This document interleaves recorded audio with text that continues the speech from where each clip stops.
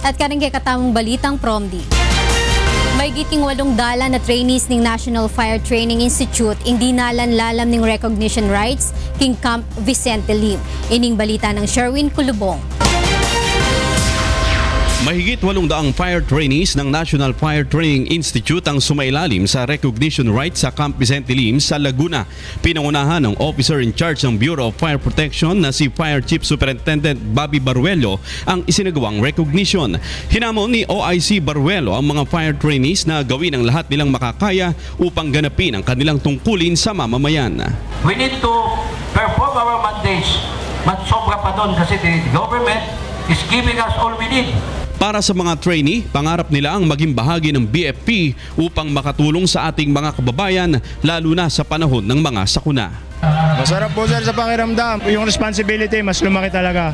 No, towards our way to graduation.